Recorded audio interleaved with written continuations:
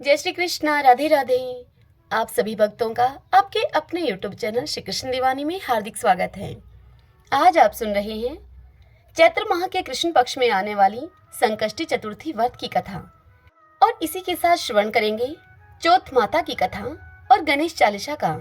देखिए भगतजनों, पंचांग के अनुसार फागुन माह के कृष्ण पक्ष की चतुर्थी तिथि की शुरुआत होगी 28 फरवरी को देर रात 1:53 पर। यह तिथि प्रारंभ हो रही है और इस तिथि का समापन होगा अगले दिन यानी कि 29 फरवरी को सुबह 4:18 पर यह तिथि समाप्त हो जाएगी। तो ऐसे में द्विज प्रिया संकष्टी चतुर्थी का यह व्रत 28 फरवरी बुधवार के दिन किया जाएगा। संकष्टी चतुर्थी के दिन ब्रह्म मुहूर्त में उठें और दिन की शुरुआत गणपति बप्पा के ध्यान से करें। इसके बाद स्नान करके मंदिर की सफाई करें और गंगा जल का छिड़काव पूरे घर में करें। इस प्रकार से घर को शुद्ध करें। अब चौकी पर पीला या फिर लाल रंग का कपड़ा बिछाकर गणेश जी की प्रतिमा को स्थापित करें। दीपक जलाकर विधि पूर्वक उनकी पूजा करें। साथ ही लाल चंदन, लाल फूल, दूर्वा, मोदक, पान, सुपारी आदि चीजें भगवान गणेश को अर्पित करें। इसके बाद भगवान गणेश की आरती करें और सच्चे मन से गणेश चालीसा का पाठ करें। भगवान गणेश जी को विशेष चीजों का इस दिन भोग लगाएं और अंत में वह प्रसाद सभी लोगों में बांट दें। आइए भगतजनों, संकष्टी चतुर्थी व्रत की कथा का श्रवण करते हैं। सभी बोलिए गणेश जी महाराज की जय। ओम गंगणपते नमः। पार्वती जी ने पूछा गणेश जी से कि हे गणेश, चैत्र माह के कृष्ण पक्ष की चतुर्थी को गणेश पूजा कैसे करनी चाहिए? इस दिन भोजन क्या लेना चाहिए? इस मास के देवता का क्या नाम है और उनका पूजन करने का क्या विधान है, वह आप मुझे बताइए। तब गणेश जी ने महादेवी पार्वती से कहा कि हे महादेवी, चैत्र कृष्ण चतुर्थी को विकट नामक गणेश जी की पूजा करनी चाहिए। सारे दिन व्रती रहकर रात को षोडशो उपचार से पूजन करना चाहिए। ब्रह्मा भोज के बाद स्वयं व्रती को पंचगव्य अर्थात गऊ का गोबर, मूत्र, दूध, दही और घी, इस पंचगव्य का पान करके रहना चाहिए। यह संकटनाशक व्रत है। इस दिन शुद्ध घी और बिजोरे नींबू से हवन करने से बांझ स्त्रियां भी पुत्रवती हो जाती हैं। हे शैलपुत्री, इसका इतिहास बहुत ही अद्भुत है, जिसके स्मरण मात्र से ही मनुष्य को सिद्धि मिलती है। अब मैं आपसे वह इतिहास कहता हूँ। पुराने समय में सतयुग में मकरध्वज नाम के एक राजा हुए हैं। वे प्रजा के पालक थे। उनके राज्य में कोई भी निर्धन नहीं था। चारों वर्ण अर्थात ब्राह्मण, क्षत्रिय, वैश्य और शूद्र अपने अपने धर्मों का पालन किया करते थे। उस राज्य में प्रजा को चोर आदि डाकुओं से कोई भय नहीं था। सभी लोग उदार, बुद्धिमान, दानी एवं धर्मपरायण थे। ये सब कुछ होते हुए भी राजा को पुत्र की प्राप्ति नहीं हुई। कुछ समय के बाद महर्षि याज्ञवल्क्य की कृपा से उन राजा को एक पुत्र की प्राप्ति हुई। राज्य का कार्यभार मंत्री पर छोड़कर वह राजा अपने पुत्र का पालन पोषण करने लगे। संपूर्ण राज्य का शासन अपने हाथ में आ जाने से वह मंत्री धर्मपाल अब धनवान हो गए। मंत्री के 5 पुत्र हुए। सभी पुत्रों का उस मंत्री ने बड़े ही धूमधाम के साथ विवाह किया और वे धन का अब उपभोग करने लगे। सबसे छोटे पुत्र की बहू अत्यंत ही धर्मपरायणा थी। चैत्र कृष्ण पक्ष की चतुर्थी पर उसने भक्ति पूर्वक गणपति जी की पूजा की। ऐसा देखकर उस बहू की सास ने उससे कहा कि अरे, क्या तंत्र मंत्र के द्वारा मेरे पुत्र को तू वश में करने का उपाय कर रही है? बार बार रोकने पर भी जब बहू ने उसकी अपनी सास की एक न मानी, तो उस सास ने बहू से कहा कि मैं पीटकर तुझे अभी ठीक करती हूँ, मुझे यह सब पसंद नहीं है। यह सुनकर बहू ने सास से कहा कि माँ जी, मैं संकटनाशक गजानन का व्रत कर रही हूँ। पतोहू की यह बात सुनकर वह सास अपने पुत्र से कहने लगी कि पुत्र, तुम्हारी बहू जादू टोने कर रही है और मेरे कई बार मना करने पर भी वह जिद के कारण मेरी बात को नहीं मान रही है। इसे मार पीट कर तुम ठीक कर दो। मैं गणेश को नहीं जानती हूँ कि वो कौन है। हम राजघराने के लोग हैं। ये हमारी किस विपत्ति को दूर करेंगे? अपनी माता के इस प्रकार कहने पर उस पुत्र ने बहू को बहुत ही मारा पीटा। मार पीट सहकर भी बहू ने उस व्रत को किया। पूजा के बाद उसने गणेश जी से प्रार्थना की कि हे गणपति, हे विघ्न विनाशक, मेरे सास ससुर को कोई ऐसा कष्ट दीजिए जिससे कि उनके मन में आपके प्रति आस्था जागृत हो जाए। तब भगवान विश्वात्मा गणपति जी ने उसी समय राजकुमार का अपहरण कर लिया और मंत्री धर्मपाल के महल में जाकर उसको छिपा दिया। उसके वस्त्र आभूषण उतारकर राजमहल में ही फेंक दिए और स्वयं भगवान गणपति अदृश्य हो गए। ऐसा देखकर राजा ने अपने पुत्र को शीघ्रता से पुकारा, लेकिन कोई उत्तर न मिला। मंत्री के महल में जाकर उन्होंने पूछा कि राजकुमार कहाँ चला गया है, किसने यह बुरा कार्य किया है। हाय, राजकुमार कहाँ गया मेरा पुत्र। यह सुनकर मंत्री ने कहा कि हे राजन, राजकुमार कहाँ चला गया इसका मुझे भी कुछ पता नहीं। मैं अभी सभी स्थानों में खोज करवाता हूँ। और इसके बाद राजा ने अपने नौकरों, अंगरक्षकों और मंत्री आदि को अपने पुत्र का शीघ्र ही पता लगाने के लिए कहा। राजा का यह आदेश पाकर वे लोग सभी स्थानों पर खोज करने लगे। जब कहीं भी उस पुत्र का, उस राजकुमार का पता न लगा, तब उन्होंने राजा से डरते हुए कहा कि हे महाराज, अपहरणकारियों का कहीं भी कुछ भी पता नहीं चला। राजकुमार को आते जाते किसी ने भी नहीं देखा। ऐसा सुनकर राजा ने मंत्री को बुलवाया। राजा ने उस मंत्री से पूछा कि राजकुमार कहाँ है, मुझे सच सच बता दो, वरना मैं तुम्हारा वध कर डालूंगा और तुम्हारे कुल को भी मैं नष्ट कर दूंगा। राजा के द्वारा डांट फटकार पड़ने पर मंत्री हैरान हो गया और मंत्री ने राजा से कहा कि हे राजा, मैं पता लगाता हूँ कि किसने यह बुरा कार्य किया है। धर्मपाल ने महल में आकर अपनी पत्नी और पुत्रों तथा सभी बहुओं से पूछा कि यह कर्म किसने किया है। यदि राजकुमार का पता नहीं लगा तो राजा मेरे संपूर्ण वंश का नाश कर देंगे।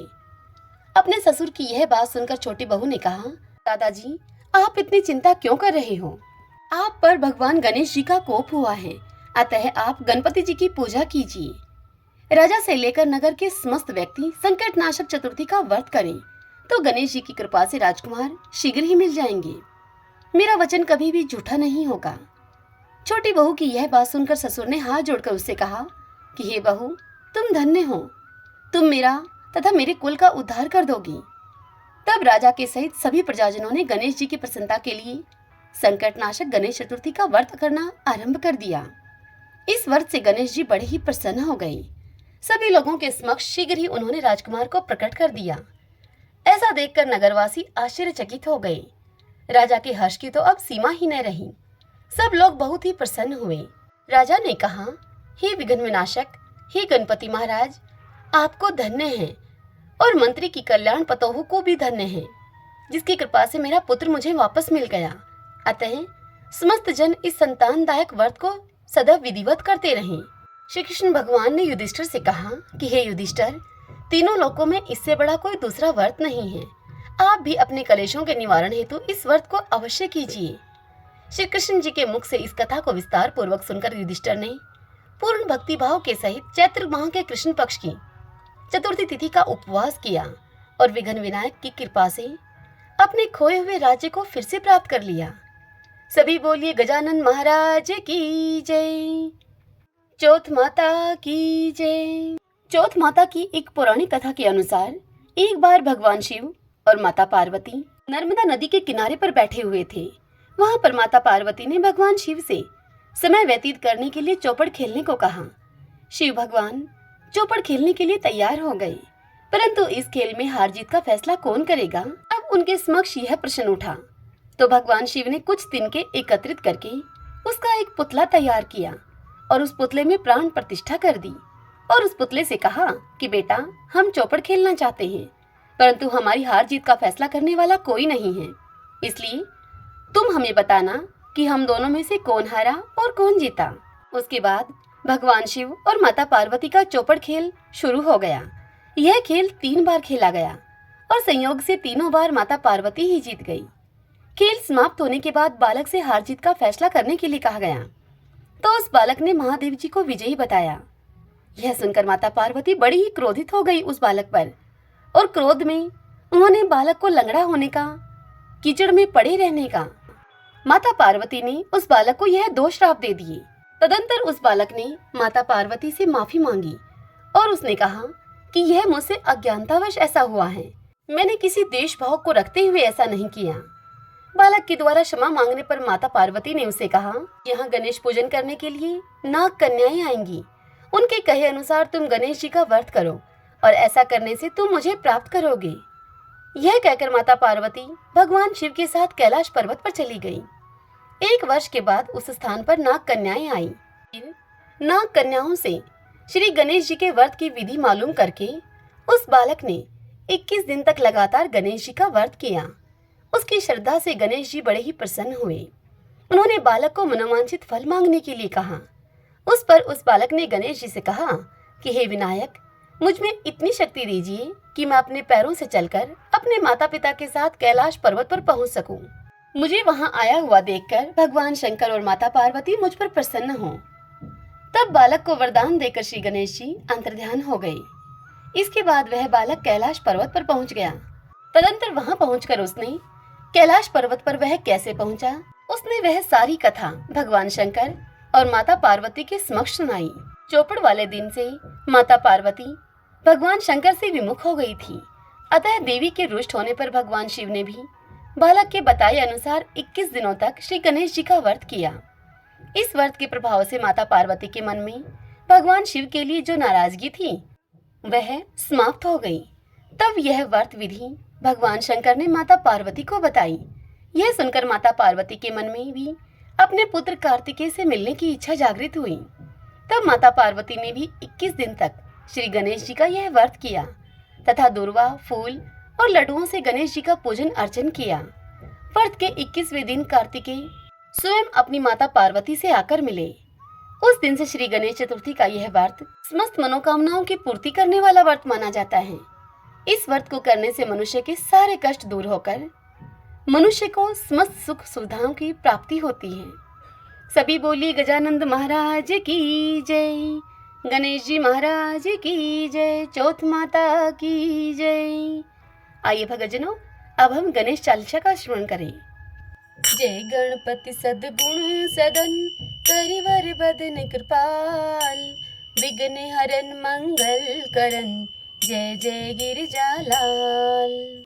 जय जय जय गणपति गणराजू, मंगल भरण करण शुभ काजू, जय गज बंदन सदन सुखदाता, विश्व विनायक बुद्धि विधाता, वक्रतुंड सुचि शुंड सुहावन, तिलक त्रिपुंड भाल मन भावन, राजत मणि मुक्तन उर्माला, स्वर्ण मुकुट शिर नयन विशाला, पुस्तक पाणि कुठार त्रिशूलम, मोदक भोग सुगंधित फूलम, सुंदर पीतांबर तन साजित, चरण पादुका मुनि मन राजित, धन शिव सुवन षडानन भ्राता, गोरी ललन विश्व विख्याता, रिद्धि सीति तब चंवर सुधारे, मूषक वाहन सोहत द्वारी, कहो जन्म शुभ कथा तुम्हारी, अति सूचि पावन मंगलकारी, एक समय गिरिराज कुमारी, पुत्र हेतु तप किन हो भारी, भयो यज्ञ जब पूर्ण अनुपा, तब पहुँचयो तुम धरि द्विज रूपा, अतिथि जानी के गोरी सुखारी, बहु विधि सेवा करी तुम्हारी, अति प्रसन्न हव तुम वर दीना, मातु पुत्र हित जो तप कीना, मिलहि पुत्र तुही बुद्धि विशाला, बिना गर्भ धारण यही काला, गणनायक गुण ज्ञान निधाना, पूजित प्रथम रूप भगवान, असके ही अंतर ध्यान रूप हवे, पालन पर बालक सब रूप हवे, बणी शिशु रुग्न जब ही तुम ठाना, लखी मुख सुख नहीं गोरी समाना, शकल मगन सुख मंगल गावही, नबते सुरन सुमन वर्षावही, शंभु उमा बहुदान लुटावही, सुर मुनि जन सुत देखन आवही,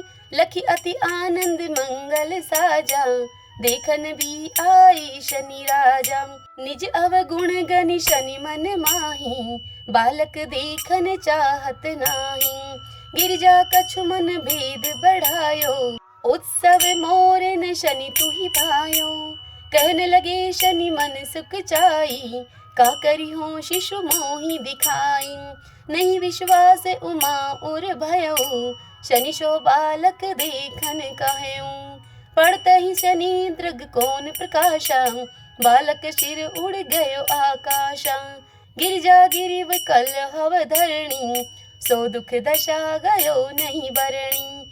हाहाकार मचो कैलाशा, सनिकीनो लखी सुत का नाशा। तुरत गरुड़ चढ़ी विष्णु सिधाए, काटी चक्र सो गज शिर लाए। बालक के धड़ ऊपर धारियो, प्राण मंत्र पढ़ी शंकर डारियो। नाम गणेश शंभु तब कीने, प्रथम पूज्य बुद्धि निधि वर दीने। बुद्धि परीक्षा जब शिव किन्हा, पृथ्वी कर पर दीक्षणा लिन्हा।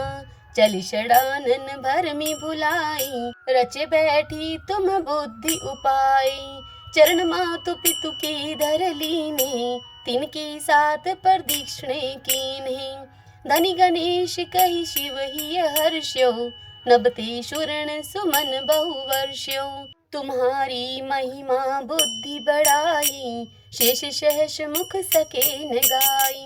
मैं मतिहीन मलिन दुखारी, करूं कौन विधि विनय तुम्हारी। भजत राम सुंदर प्रभु दासा, लग पर याग कक्र दुर्वासा। अब प्रभु दया दीन पर कीजिए, अपनी भक्ति शक्ति कछु दीजिए। श्री गणेश यह चालीसा, पाठ करे धर ध्यान। नित नव मंगल ग्रह बसे, लाहे जगत सन्मान। संबंध अपन सहस्त्र दश, ऋषि पंचमी दिनेश। पूर्ण चालीसा भयो, मंगल मूर्ति गणेश, मंगल मूर्ति गणेश। सभी बोलिए गणेश जी महाराज की जय, चौथ माता की जय। आशा करती हूँ आज की यह कथा, यह जानकारी आपको अवश्य ही पसंद आई होगी। यदि ऐसा हो तो इस वीडियो को आप लाइक करें और कमेंट बॉक्स में गणेश जी महाराज की जय लिखिए। हरे कृष्णा।